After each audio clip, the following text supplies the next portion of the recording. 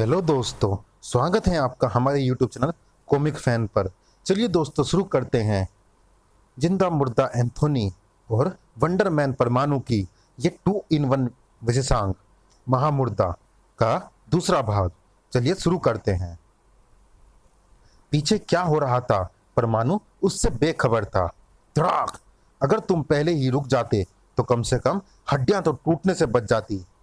अब मैं तुम्हारे सरदार के साथ तुम्हें जेल ले चलता हूँ। अरे तुम्हारा सरदार कहाँ गया? अभी तो यहीं था। अरे वह क्या है? उफ, ये क्या है? बेहद खौफनाक। चिया! बेहद खतरनाक। हाँ, इंस्पेक्टर धनुष ने परमाणु को संभाला। परमाणु, तुम ठीक तो हो ना? घबराना मत। मैं अभी सरकारी बारूद इसके शरीर के में भरकर उस शैतान को खत्म करता हूँ। धाएं धाएं, मैं अपने डंडे से उसकी खाल फाड़ता हूँ। तुम दोनों कुछ नहीं कर पाओगे। भाग जाओ यहाँ से।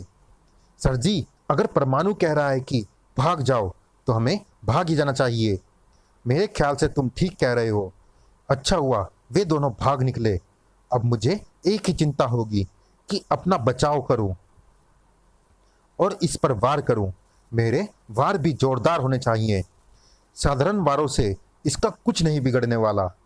वैसे मुझे ऐसा क्यों लग रहा है जैसे मैंने इसे कहीं देखा है।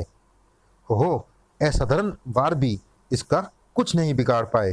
अब क्या करूं? ओह, इसने तो मुझे अपनी भुजाओं में जकड़ लिया।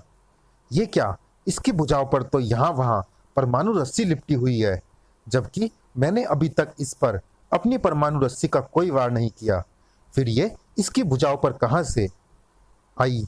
याद आ गया, रूपनगर के समुद्र के गर्भ में मेरी इससे मुठभेड़ हुई थी और मैंने वहां इसे परमाणु रस्सियों से जकड़कर डाल दिया था। इसका दिल्ली में और इस मुर्दा चोरों के सरदार के पास होने का क्या मतलब है? एक ही मतलब है इसका। रूपनगर से किसी मुसीबत ने सिर उठाया है और वह मुसीबत अपनी जड़ें दिल्ली में तलाश कर रही हैं। मैं ऐसा नहीं होने दूंगा। लेकिन सबसे पहले समस्या है इसके इन शिकंजों से छूटने की, जो मेरी हड्डियों का सुरमा बना देने को उतारू है। और छूटने के लिए मुझे बोलना होगा ट्रांसमिट। ट्रांसमिट होकर एक समस्या से बच निकला था परमाणु, लेकिन असली समस्या तो अभी भी मुंह बाएं खड़ी थी। इसे कैसे खत्म करूं जिस पर ना बारूद असर डाल रहा हो और ना मेरे परमाणु छल्ले? तुम्हारी समस्या का हल मेरे पास है परमाणु। रोबोट, सही समय पर तुमने मुझसे कांटेक्ट किया। जल्दी से मुझे इसका हल बताओ। परमाणु के मस्तिष्क में गूंजती रोबोट की आवाज वह हल बताती चली गई। सब कुछ सुनने के बाद, ओके रोबोट, मैं ऐसा ही करता हूँ। संभल कर परमाणु, इसमें तुम्हारी जान को खतरा भी हो सकता है। हाँ, ऐसा खतरा तो है, लेकिन बिना ऐसे खतरे उठाए मानवता की रक्षा कैसे की जा सकती है? शैतानी ताकतों को कहाँ खत्म किया जा सकता है? उफ, इसने अपनी नुकीली भुजाओं को मेरे शरीर से आर पार कर दिया है और उससे मुझे झटके देने शुरू कर दिए हैं। इसकी यह दोहरी मार मुझ पर बहुत भारी पड़ रही है, लेकिन फिर भी मुझे इसे लेकर उड़ते रहना है, तब तक जब तक मैं रोबोट की बताई जगह तक ना पहुंच जाऊं। और वह जगह इस दीवार के दूसरी तरफ है, इस फर्नेस के रूप में जिसमें वह पिघला लोहा भरा हुआ है। भड़ाक! जो इस शैतान को पिघलाकर उसे अपने में समेट लेगा। छपाक! दहकती भट्टी में गिरने के बाद वह प्राणी बचने के लिए बुरी तरह छटपटाया, लेकिन अपने भीषण ताप से मोटे लोहे को पिघला देने वाली भट्टी में गिरकर कोई बचा है क्या? नहीं बचा। वह शैतान भी नहीं बचा। थैंक यू रोबोट, तुमने सही समय पर एडवाइस देकर मुझे मौत के मुंह में जाने से बचा लिया। क्या तुम बता सकते हो कि वह कहां से आया था? रूपनगर की तरफ से। रूपनगर बॉर्डर पर लगे कैमरों में सबसे पहले उसे देखा था। ओह, इस मामले की तह तक पहुंचने के लिए मुझे रूपनगर जाना होगा, क्योंकि मेरा दिल कह रहा है कि अगर मैंने कुछ नहीं किया तो आने वाले दिनों में दिल्ली पर कोई बड़ी तबाही टूट सकती है। दिल्ली पर तबाही तोड़ने वाला भी इस समय रूपनगर में ही मौजूद था। परमाणु के बीच में आने से मुर्दे इकट्ठे करने के अपने जिस उद्देश्य को दिल्ली में पूरा नहीं कर पाया हूँ, उसे पूरा करने के लिए मैं रूपनगर आ गया हूँ। मुझे यह बात पहले ही समझ जानी चाहिए थी कि यहाँ के कब्रिस्तानों में मैं अपना काम आराम से कर सकता हूँ, क्योंकि परमाणु की तरह यहाँ मुझे कोई रोकने वाला नहीं है। रूपनगर में कोई क्यों नहीं था? प्रिंस था वहाँ, जिसकी आंखें रूपनगर में गलत काम होता देखती है तो उसके हलक से निकलती है करकशाहट, काँव काँव। और जब प्रिंस के हलक से करकशाहट निकलती है तो फटती है एक कब्र, कड़ाक। बाहर आता है एक मुर्दा, एंथोनी नामक वह मुर्दा जो मरने के बाद भी जिंदा है, गलत कामों को रोकने के लिए और गलत काम करने वालों की सांसें रोकने के लिए। बाहर है जिंदा इंसानों, मुर्दों को भी चैन से सोने नहीं देते।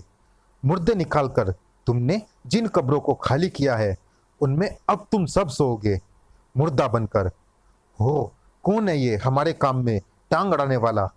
एंथोनी गुंजाल्वेज, मुर्दा। ये मुर्दा है तो देख क्या रहे हो? चिता जला दो इसकी। चिता जलानी मुझे भी आती है और उसके लिए मेरे पास ठंडी आग है। हो, ये मुर्दा तो बहुत ही खतरनाक है। मुझे तुरंत ही इसका कोई प्रबंध करना होगा। जैसे लोहे को लोहा काटता है, वैसे ही मुर्दे को मुर्दा काटेगा। आग! तू भी मुर्दा, ये भी मुर्दा। देखिए कौन किसको मौत देता है। ये काम मुझे ही शोभा देता है। मैं ही इसे अंजाम दूंगा इस तरह से। अब तेरी बारी है। नहीं है, क्योंकि मैंने अपनी इस बारी को काटने का इंतजाम कर लिया है तेरे इस पुतले के रूप में, जिसकी वजह से तू तिगनी का नाच नाचेगा। ओह! अगले ही क्षण एंथोनी को न केवल रुकने के लिए बल्कि चीखने के लिए भी मजबूर होना पड़ा। आह! हा हा हा! चीखने लगा ना? चीख, खूब चीख। चीखने के सिवा तू अब कुछ भी नहीं कर सकता, क्योंकि लाख चाहकर भी तू तिल भर भी नहीं हिल पाएगा। और जब तू हिल ही नहीं पाएगा तो बता कैसे बचेगा तू इस आग से जो चारों तरफ से तुझे जलाने के लिए आगे बढ़ रही है। ओह नहीं, राख होकर तेरा मुर्दा शरीर मोक्ष को प्राप्त होने जा रहा है एंथोनी। लेकिन मुझे खेद है कि मैं इस दृश्य को अपनी आंख से नहीं देख सकता, क्योंकि मुझे इन सभी मुर्दों के साथ जाना है। वह सैकड़ों मुर्दों को अपने साथ लेकर जा रहा है, पर मैं उसे नहीं रोक सकता। जो आग चारों तरफ से मुझे जलाने के लिए बढ़ रही है, वह कैसे रुके? शरीर में भी कोई हरकत नहीं हो रही। अब तो एक ही रास्ता बचता है। प्रिंस बचाएगा मुझे। प्रिंस, मेरे पास आ जल्दी। मैंने जो बताना था तुझे बता दिया। अब जो करना है तुझे करना है, और वो भी जल्दी। खाओ, बहुत ही जल्दी। मुझ पर भरोसा रखो। मैं अभी गया और अभी आया। चलिए दोस्तों, इस भाग में इतना ही। ये रोमांचक कॉमिक जारी है। अगले भाग में भी मिलते हैं इसी कॉमिक्स के अगले और अंतिम भाग में। तब तक के लिए धन्यवाद।